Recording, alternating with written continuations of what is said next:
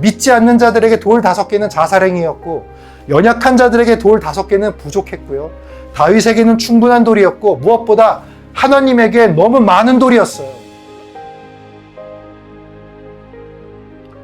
오늘은 너무도 유명한 사무엘상 17장 다윗과 골리앗의 이야기를 중심으로 하나님의 말씀을 전하도록 하겠습니다. 여러분, 긍정이라는 단어가 있죠. 뭔가를 좋게 생각하는 건 긍정의 뜻이 아닙니다. 긍정의 정확한 뜻은 있는 것을 있는 그대로 인정한다라는 뜻입니다. 그러니까 스톡데일 패러독스라는 말이 있는데요.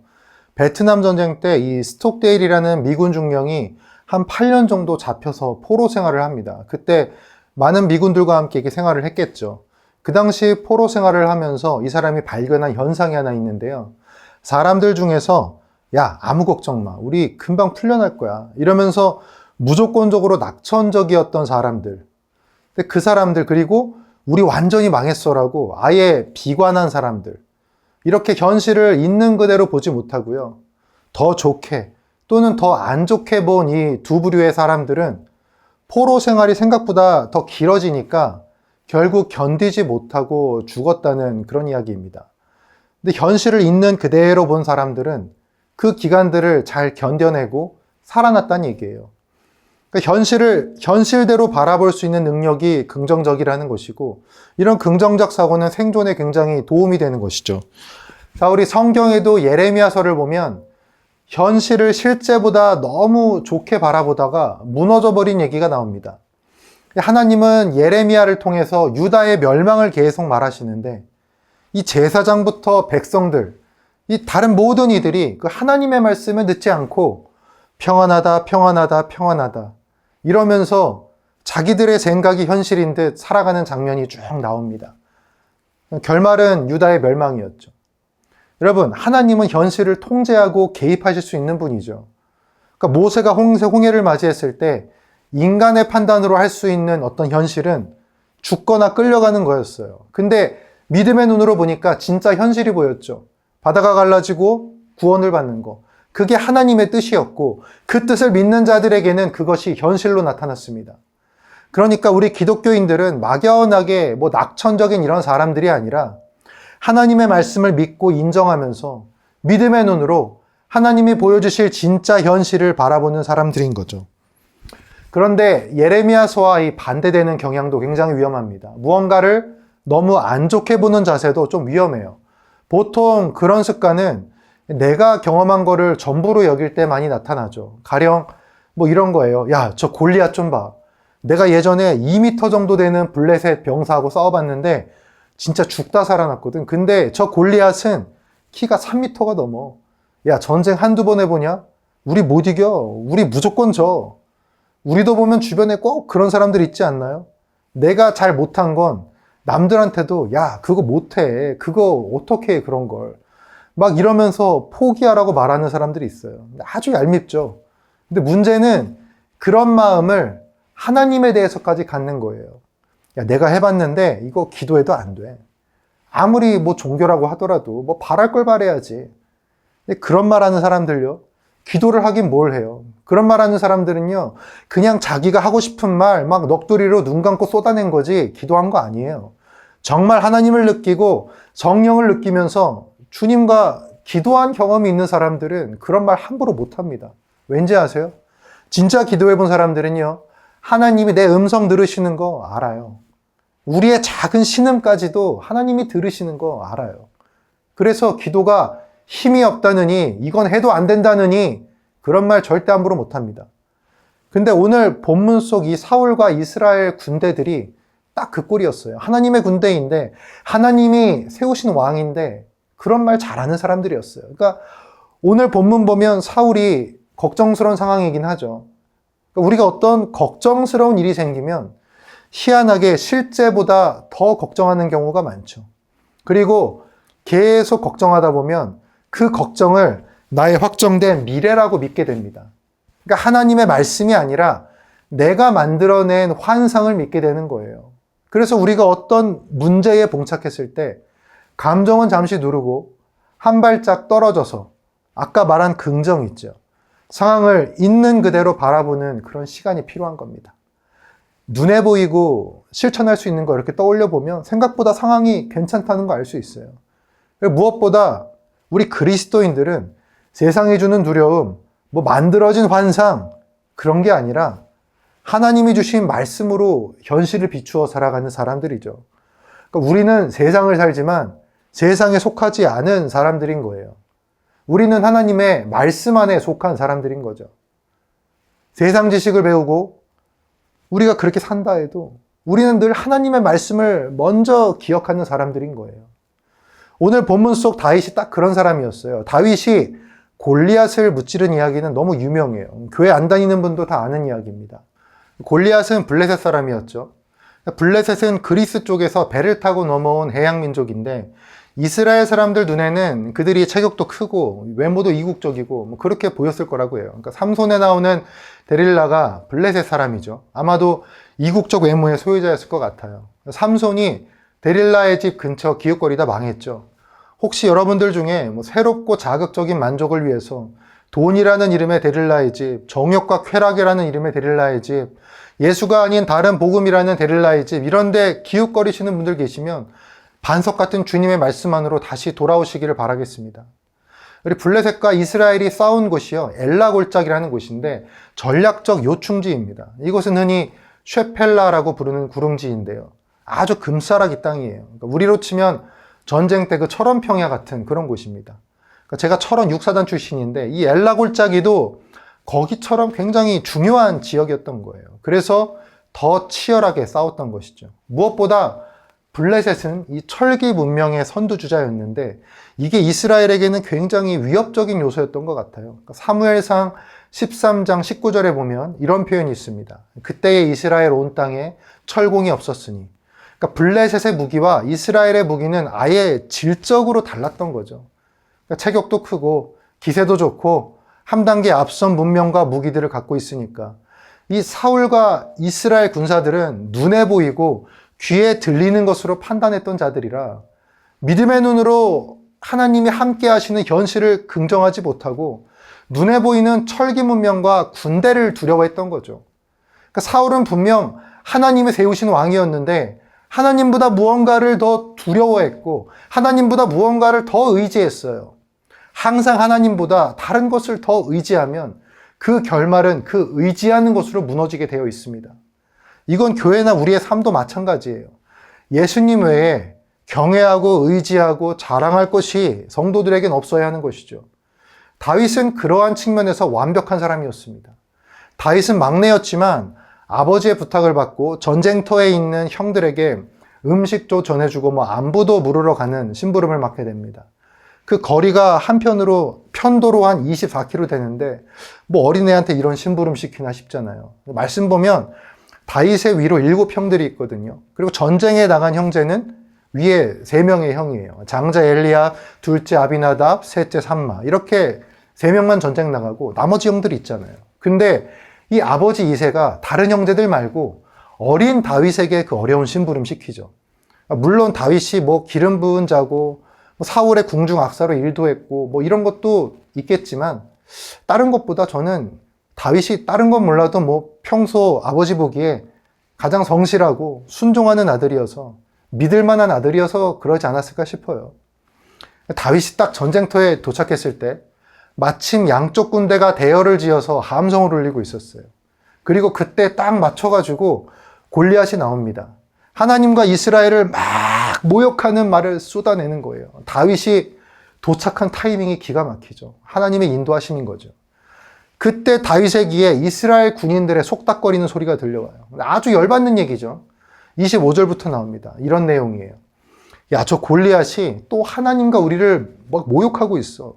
사울왕이 그러는데 저 골리앗 누가 죽이면 그 죽인 사람한테 상도 주고 사이로도 삼고 뭐 집안 전체의 세금도 면제해 준대.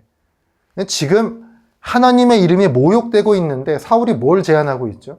사울이 해야 될 건 사실 당당히 적군들 앞에 나가가지고 내가 하나님의 이름으로 처단한다 막 이런 선포를 해야 되는데 야, 누가 대신 골리앗 죽이면 내가 상 주고 내 사위 삼고 세금 안 내가지고 돈 문제 해결해 줄게. 이런 말이나 해대고 있어요. 그럼 사울이 왜 그런 조건 달았을까요? 이유 간단해요. 사울이 생각하기에 자기가 생각할 때 제일 좋은 조건 달아준 거예요. 명예, 권력, 돈, 적어도 저 때의 사울은요, 그 세 가지가 제일 좋았던 거예요. 그러니까 목숨 걸고 싸우는 대가로 그것들을 내거는 거죠.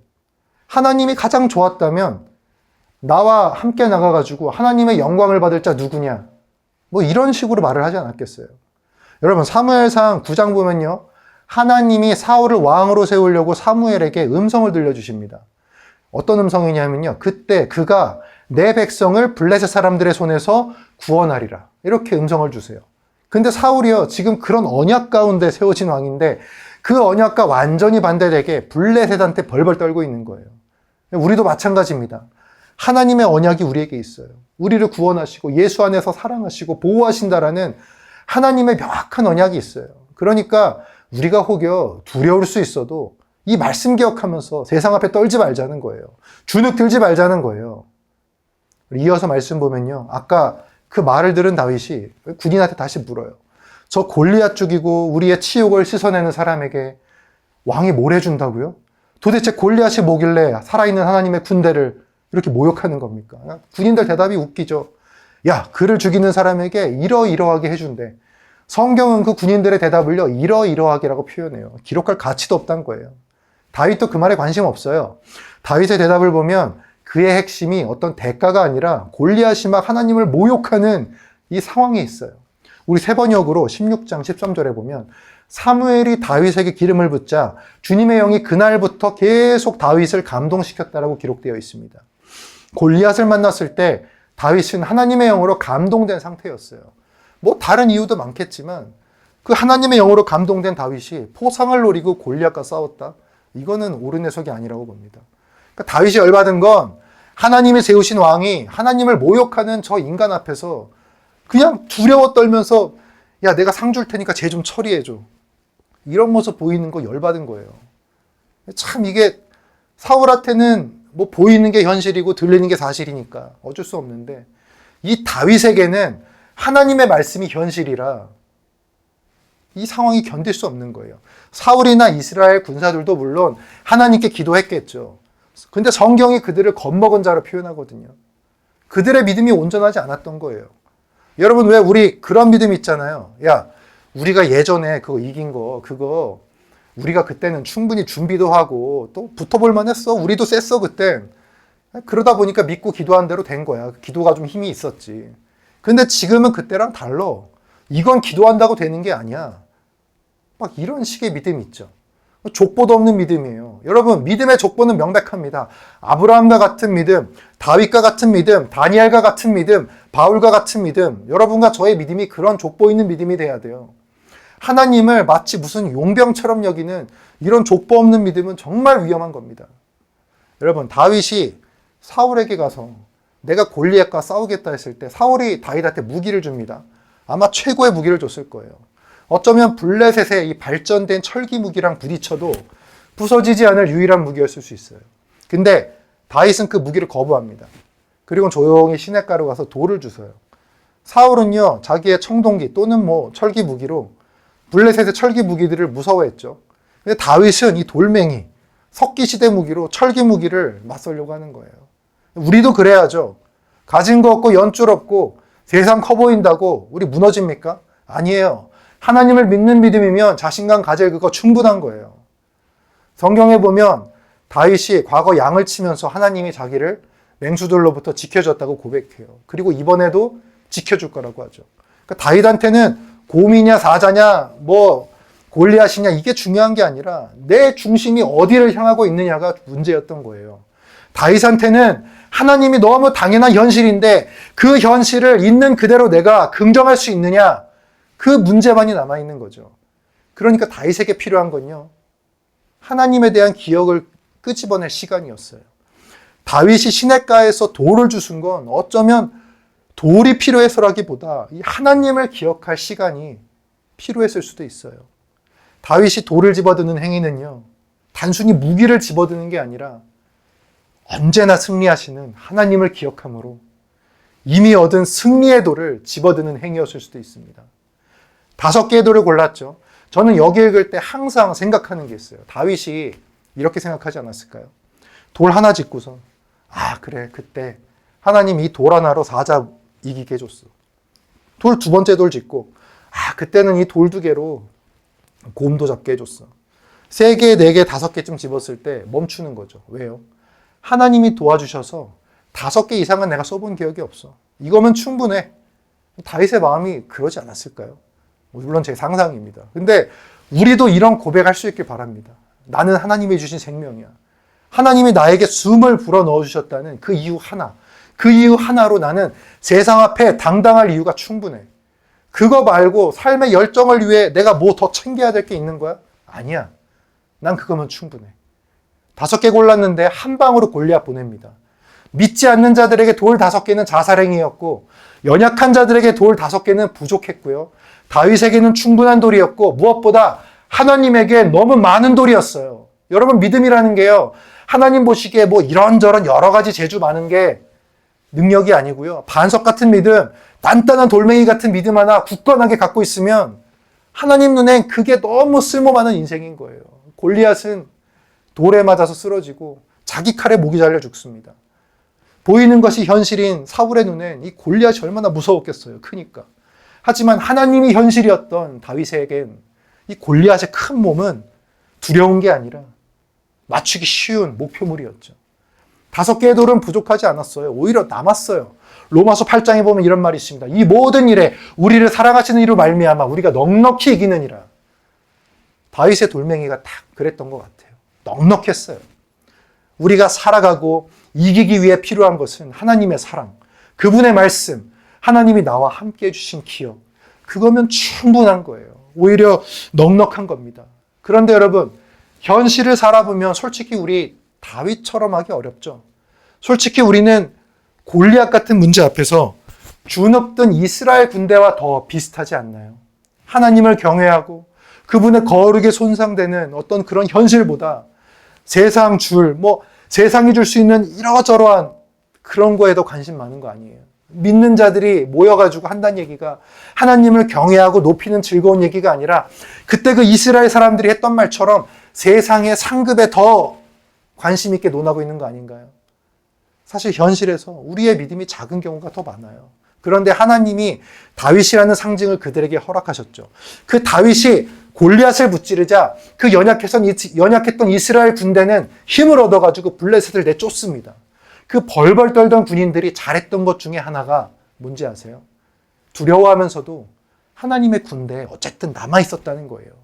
작은 믿음이라도 그 안에 거한 거죠. 그렇게 버틴 자들이 다윗을 통해 이루신 하나님의 역전의 드라마에 참여할 수 있게 된 겁니다. 우리에게도 예비된 역전의 드라마가 있어요. 육신이 죽을 때 영원한 생명을 마주하는 역전의 드라마.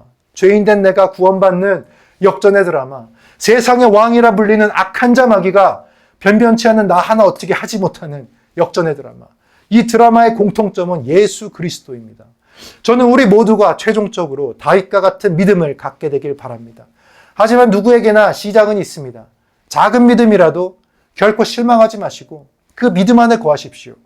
우리의 왕 되신 예수 그리스도가 여러분의 현실이 되어 이끌어 주실 것입니다. 작은 말씀이라도 그 뜻을 온전히 깨달아 마음의 등불로 삼으십시오. 적더라도 말씀 안에 거하는 것이 세상 모든 지식을 아는 것보다 안전합니다. 그렇게 하루하루 주님의 인도를 받으며 살다 보면 어느새 다윗과 같은 믿음으로 성장되어 있을 것입니다. 진정한 현실은 하나님의 말씀입니다. 말씀을 긍정하십시오. 더하거나 빼지도 말고 하나님의 말씀을 받아들여 긍정하십시오. 그렇게 말씀 안에 거하며 믿음의 경주를 인생 끝까지 해나가는 우리 모두가 되기를 간절히 소원하겠습니다. 우리 함께 기도하겠습니다.